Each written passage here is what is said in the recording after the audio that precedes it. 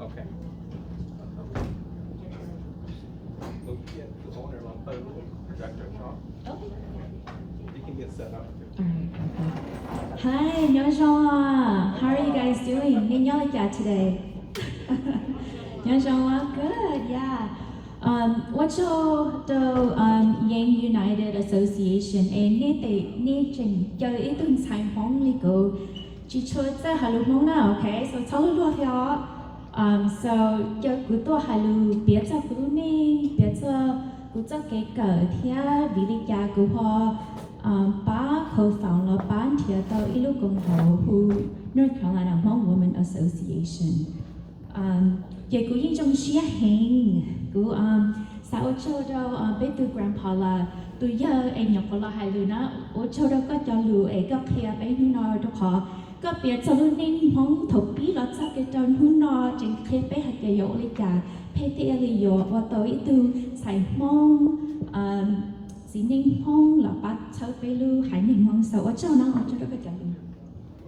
So, cô yên mới cho PowerPoint slides ấy là chạy muốn thiệt từ owner là pháp bích John. So that's kind of what we're waiting for. That she know I'm gonna go halu mika, cha go halu hong vì đó có cái sala hay bia. Yo go halu mika cái tế rồi yo cho đâu bây giờ tôi hoàn sai lừa hong dòng đó đâu khó tế rồi tao tao lừa mika cha lừa hong nào.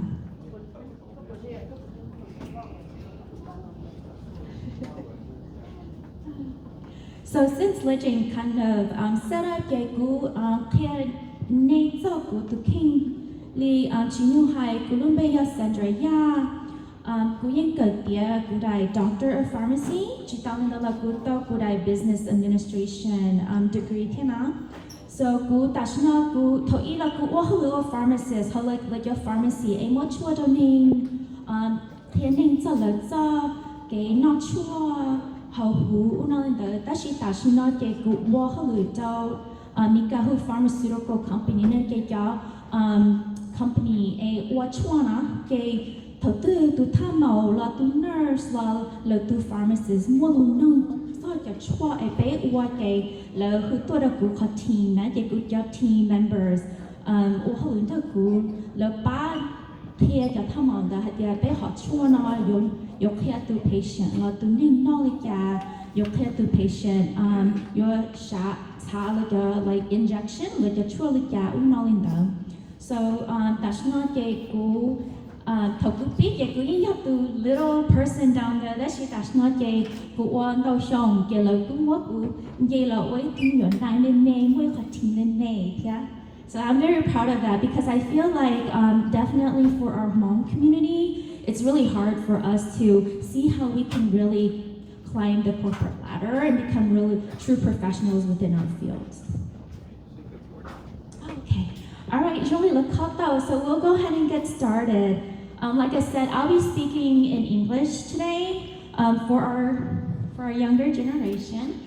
Again, thank you so much for Yang United Association for inviting me to come and speak about my journey and share with you all my story of how I co-founded the North Carolina Hmong Women Association. So my PowerPoint presentation or talk today is titled Empowering Hmong Women Leadership in Community Building. So to get us started, I wanted to share a quote with you guys. And this quote has really impacted me in my journey. And it says, the most significant barrier to female leadership is the actual lack of females in leadership. So in Thai hatia, chỉ mua bao nhiêu mong hoặc chỉ mua bao nhiêu, ai yo là ở thời cho vị đó có hatia, in chỉ mua cho bao nhiêu ai, ôn qua thời cho, so khó khăn năng hai lần đó.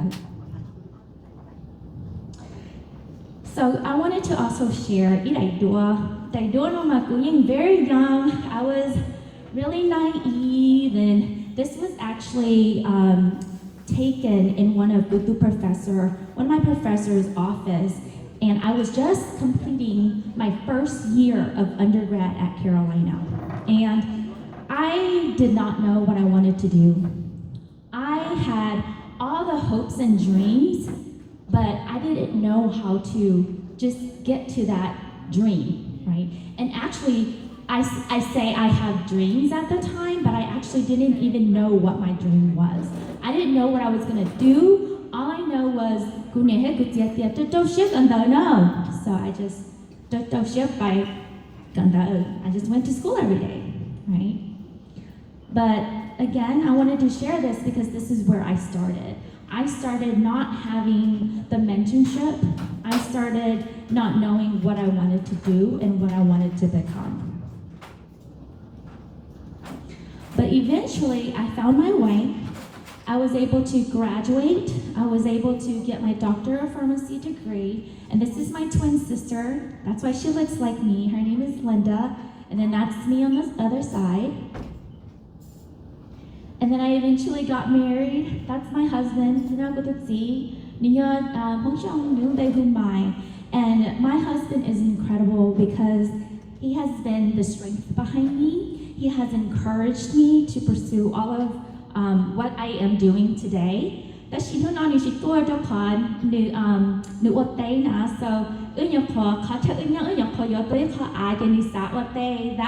like a dream of his for forever. So we were finally able to have the financial means to be able to help him pursue his dream of a farm. But in his professional line of work, he actually is a molecular diagnostic provider at the UNC hospitals at Chapel Hill. And these are my 3 little kids. Oh my goodness. I know all the moms and dads who have kids love their kids. We love our kids too. So I have 3 kids. My oldest, which is in the middle, her name is Celeste. She's 7 years old. And then I have my son, he's my middle one. He's 4 years old. And then my littlest one over here, she's 2 years old. And oh my goodness, they are so rambunctious. They have so much energy. And it takes a lot. It really takes a team to be able to raise them and allow my husband and I to both pursue our dreams. So this is a picture of and then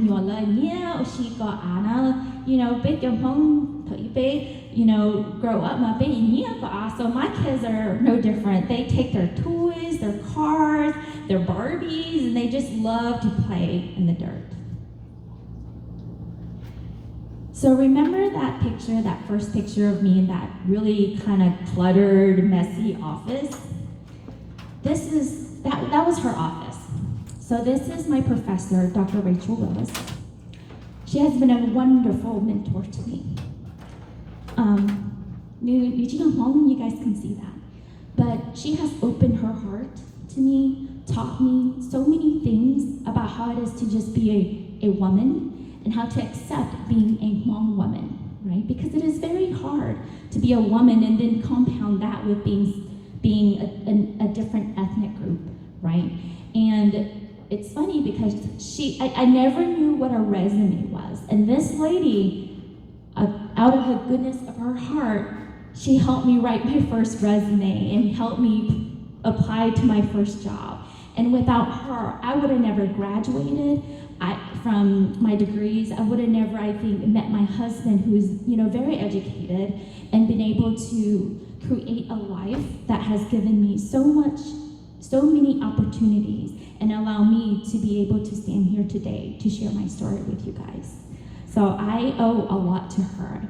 And throughout this presentation, you guys will see how important I feel mentorship and leadership is into a person's development. So I love being a mother.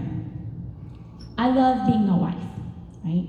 And these are 2 of, I feel, my greatest accomplishments so far. And I continually work at them. But these are just 2 of the many other accomplishments that I feel I have accomplished or achieved in my life, right? I feel that I have a great career, a great profession, because I was able to accomplish and go and complete my education. That's another thing that I feel like education is also very important to my story, and I feel it's also very important to others out there. So now that I have kind of shared with you all a little of my story, I really also want to focus on what is leadership and what does that mean. And so in my definition of leadership is it's about vision, creating that dream, that vision, and sharing it with other people and having them share in that vision with you, right? And it takes courage because sometimes you might not know all the answers. You might not know everything you need to be able to reach that vision, but then you do it anyways. And you know what happens when you do it anyways? Other people who are looking for that courage and who are looking to align with that vision, they extend their hand. They walk with you on that path, right? And it's also the ability to inspire and move people. Because if you go at it alone, it's gonna be a long and hard road, but if you find some other people who align with you, people who also inspire to see that vision, and you all walk together hand in hand, it's so much easier and it's so much more fun to go as a group, right? And I think that Hmong women, we possess all of those characteristics, all of those qualities, and we have a lot of them. And that's why I think, in my opinion, that we have a unique ability to hold leadership roles. And I think now, as Hmong women go and get a higher education, right, and climb up in their professional fields, they're reimagining how their identities are. And leadership, I believe, is part of that now, right? And Hmong women leaders, I feel like they're just incredible, capable beings. They're resilient, they're talented, they're skilled, right? And we have a lot of Hmong women. Basically, more than half of our population are women. And if we leave this group of talented, capable individuals untapped, the potential that they have is just going to be a loss. So I think that if we're able to impact Hmong women, touch their hearts, inspire them to take leadership opportunities, then I think together we can all really move and uplift our Hmong community. And I think Hmong women are really positioned to leadership opportunities because of our diverse perspectives, our resilience and adaptability, and our heart, our empathy and compassion. So why is it important that we have Hmong women in leadership, right? It's because then we're working together to empower our community. We're working to inspire the younger generations. We have Hmong women role models that the younger generation can look up to.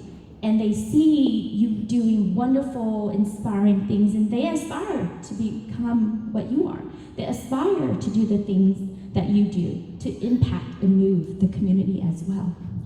There's also economic advancement, right? If you go to school and you get a degree and you're able to find a job, you're able to provide for your family. Once you're able to provide for your family and yourself, then you're able to also contribute and give back to the Hmong community so that we can build programs and initiatives that can uplift our younger generation. And then challenging the norms, right? It's important because traditionally and historically, Hmong women have not really been highlighted or really propelled into leadership roles. But I think it's changing. And we're starting it here today. And despite all of that potential that we just looked at, and despite all of why we have just because of how important it is, there's challenges, there's barriers that make it very hard, right? Again, the traditional roles and the culture, because growing up, my parents, they always says, oh, like everyone else. And you are like the last person that, you help. Because then you have to do all your chores before you do your homework, before you work on that project. And I think that's an opportunity that I think we really need to examine to see how we can really help our younger Hmong girls. There's also balancing responsibilities, right? As a Hmong woman, we have our own role as a mother, a wife, daughter-in-law, daughter, sister, and balancing that with pursuing higher education, because it still takes time, it still takes energy and brain power to sit down and learn the material, process it. It also is very challenging when you're working with Mika people, with Americans, right? And you're trying to move up the corporate ladder. You have to network, you have to play the office politics so that you can position yourself to be able to get those leadership roles within the organization. Lack of mentorship and role models. Like I shared with you, without that American professor, without her, I wouldn't be here today sharing with you my story. I would not know where I am. But I believe that if we have a Hmong woman who can then mentor a Hmong girl, I think that's even more powerful because the shared and lived experiences are more similar, and that is more powerful. And then the last one here is community resistance, right? It goes back to our traditions. It goes back to how our parents were taught, how our society was back in the day. Because when you think about it, that was a time of war. That was a time of basic survival. In the back of their mind, they just want the men to lead and for us to be able to make the journey safely into a land where our families, the children, the wives can really just survive. But now the times have changed. We don't have to think every day about where our next meal is coming. We don't have to think about how can I stay alive, right? Right now we focus on, okay, what am I gonna do tomorrow at my job? How am I gonna drive my kid from one soccer event to the next soccer event? The times have changed, and I think we also have to change as a community. So now I'm gonna share with you some of the strategies that I think we could implement and use so that we will see more Hmong women in leadership roles.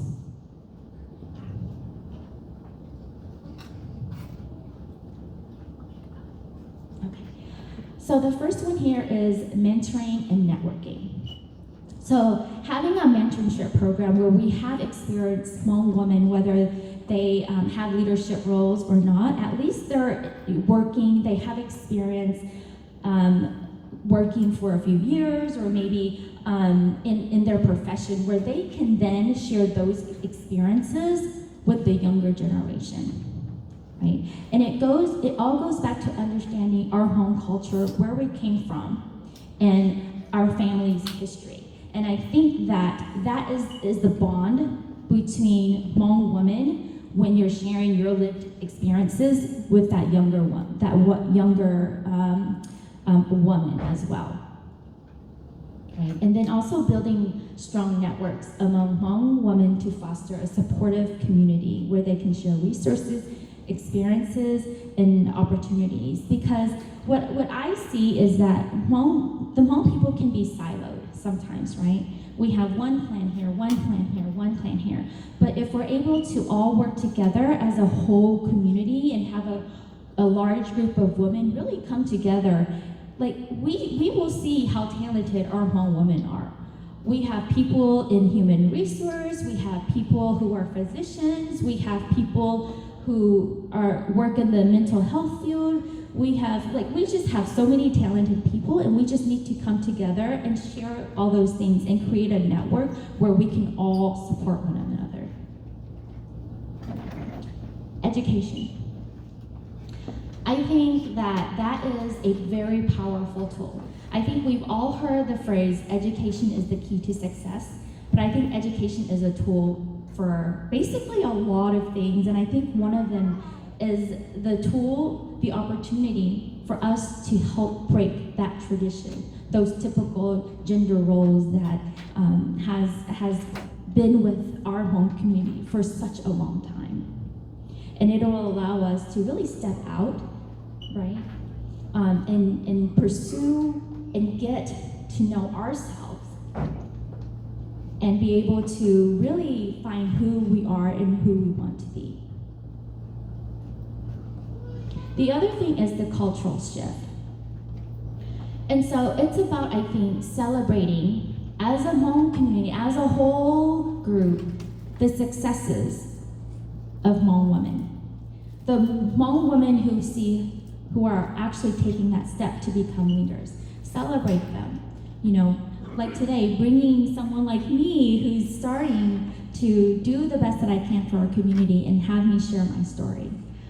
Really, I just feel like it's just a powerful way to inspire our younger generation so that they themselves can be able to take that step. And I think like if we work together and we're able to take a few steps, just imagine the step that our daughters, our younger girls, what larger leap they will be able to take in the future. And then we talk about Hmong women, we talk about our Hmong community, but as part of our Hmong community is our Hmong men. And we cannot do it alone. We need your help. We will need you to extend your hand. We need you to also work with us so that we can really make this happen, right? Because like my husband and I, we're raising a small family right now, and without him, I wouldn't be here today. Right, I wouldn't be able to create a nonprofit organization that allows me to really share my passion with the world. And then again, empowering Hmong women leadership. It's really harnessing the potential that we already have and allowing it to flourish and to thrive in our community. And it's not about just one person, one individual success. It's about the success, and it's about uplifting our whole Hmong community. And it really just starts with one group. Again, Hmong women are empowered, right? Families thrive, communities grow stronger, and as a whole, our society becomes more resilient. And then that brings me to the organization that I helped co-found with a wonderful, wonderful community leader. Her name is Dua Hali. We had talked about this for so many years, and finally during the pandemic, we sat down and we were like, we have to make this happen, because if we keep waiting, it's never gonna happen. Because we waited over half our lives already, and it still hadn't happened, right? So in 2021, we got our 501c3 status from the IRS to become a nonprofit organization. And because of the pandemic, we did a few virtual events and programming, but we didn't really do in-person stuff until the end of 2022, and then last year, and then we continued to propel our community. We continue to uplift other Hmong women to create programs and initiatives that we feel can positively impact and uplift our Hmong community here in North Carolina. And so our mission is to strengthen the voices of Hmong women and girls through education, advocacy, research, and leadership development in North Carolina. And we are the first Hmong woman organization ever in the state of North Carolina. So I am very proud of that, because I think it's about time that we give a voice and we give an opportunity for our Hmong women in our community to stand up and lead. So our vision is empowered Hmong women and girls leading happy, healthy, and fulfilled lives. Now, our programs and initiatives, so everything we do really aligns on these 4 pillars. So the first one is our community needs assessment. The second is our mentoring and leadership programs. We also have a Hmong culture and literacy component, and then also the health and wellness initiatives that we have going on. So a little bit more about our community needs assessment. So who knows what a community needs assessment is? By show of hands. Nobody. Okay, that's okay. because I am here to help share what it is. So it's really assessing what the need is in our community, right? What is it what type of resources does our community need? What kind of services do we need? And how do we find out about those things? We have to ask you guys. We have to go out there and literally have a conversation, have a survey, or have town halls, or have town meetings such as these to be able, or like seminars such as these, to be able to solicit information on what it is that you guys need, right? Because to my knowledge, it's never been done before here in the state of North Carolina for our home community.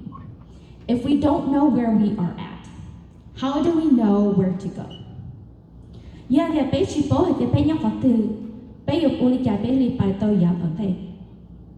Right? So we need to know and understand what our strengths are so that we can identify where we need opportunities to improve. And if we don't know what our strengths are, how can we come together and say, hey, this is what we're really good at, but this is something that we're not so good at. So if we can use this identified strength to be able to make it easier for us to work on this that we're not so good at, then that will take us longer and farther. And you know what? This will help us get grants and funding so that we will be able to also help our home community. So what we've done is last year, we started talking about what the community needs assessment is, what we can do. We also started looking at preliminary demographic information, pulling from the American Survey and from the census results.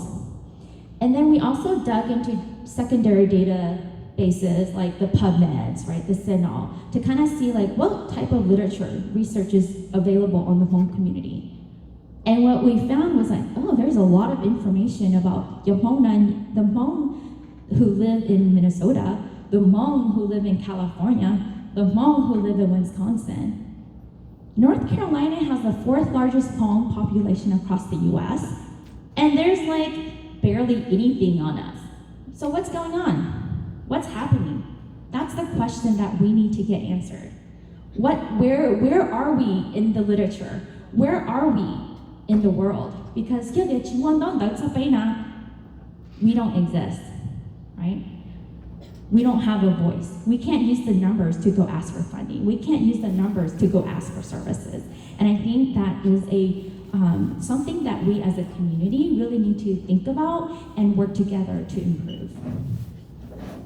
So our target for this year is really to finalize a strategy. So lúc chủ gì hạt địa bây giờ Olivia Bailey cho tôi biết chỉ những món thả lúc chủ gì hạt địa bây Olivia Bailey ask your questions. Now, so we're working and finalizing the strategy for this year and then starting our data collection.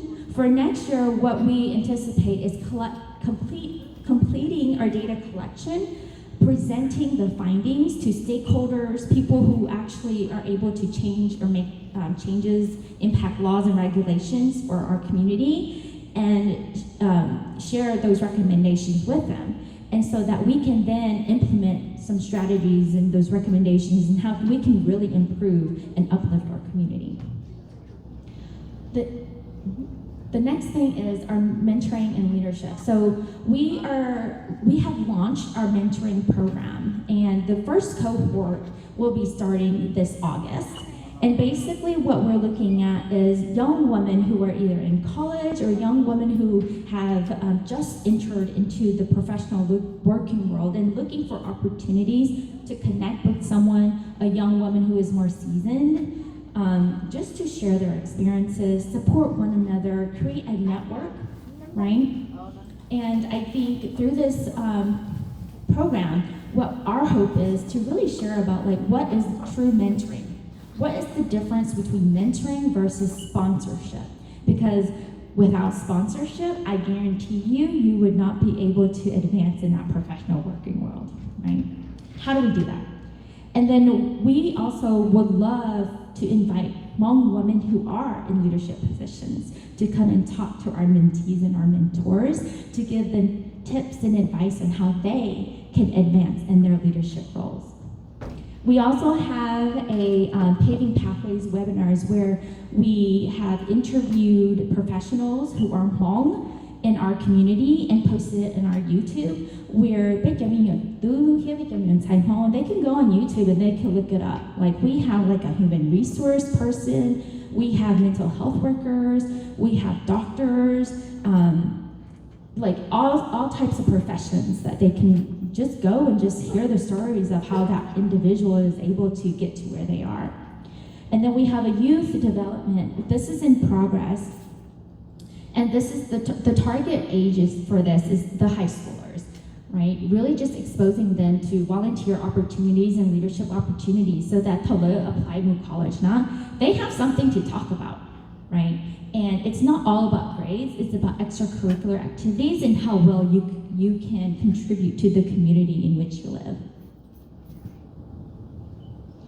We also have our home culture and literacy. So kana yo la piazza hadia be jeni home be culture hiachi talent la yo la piazza be ya tu huan san lo hadia yo hawi hmong yo kan da hmong yo oliya.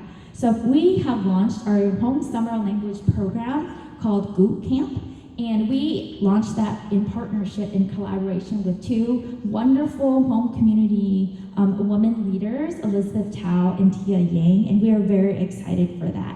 It starts in June of this year, so if you haven't signed up, I can't remember if we've already closed the registration, but if you're still interested, feel free to go on our Facebook page and email us and let us know.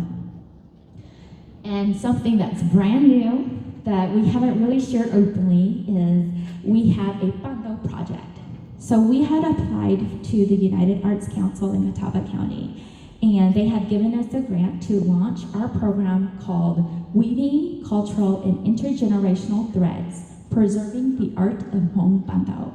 So what we hope to gain through this program is really to use bando as a vehicle to connect our younger generation with our older generation, and at the same time share how wonderful our culture, our bando is with the mainstream Catawba County. So look forward for more information on that. We're looking to launch that sometime this fall. And then the last but not least, our health and wellness. So this has been something that's really important to our organization, because I think as Hmong women,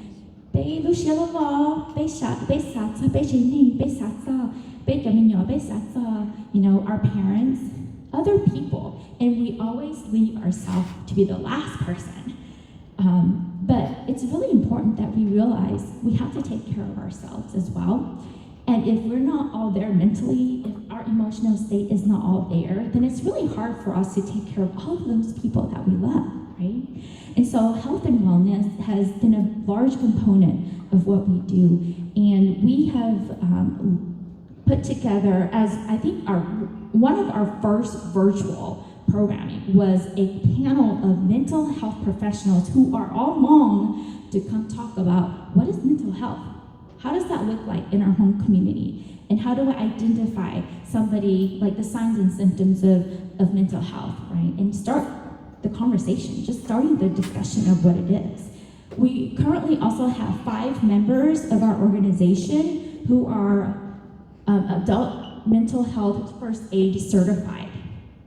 And so basically what that means is if you think that you're going through something and want to talk to somebody, reach out to us. We can help direct you to the appropriate resources and services that you may need. We're open. Just give us an email, message us on Facebook, go to our website, and just reach out to us, basically. And then our first in-person event, made possible by a lot of sponsors within our Hmong community as well, was to bring Dr. Calvin Yang, who is a psychologist, a Hmong expert psychologist, who spoke about the intergenerational trauma, and then also a discussion on the different Hmong gender roles. So with that, I know that was a lot of information, but I was so happy to just be able to come here, share my story, share my journey, and share with you all I think, a wonderful nonprofit organization that we've really just come together to create for our Hmong community, right? And my story today, and this quote I think represents it all. I alone cannot change the world, but I can cast a stone across the water to create many ripples. And Liko Hai, Nuna Gutona, Gujokleta, Gulune, Gulu, Gongho, Ekupa, Tia, or co-found, right? But Pachema, Guling Sahatia, Gutonuna, I hope to inspire somebody, even if it's just one person reaching out, I think that's enough. Just to share what it is that we do so that we can all work together and create a ripple that just continues to grow. So thank you.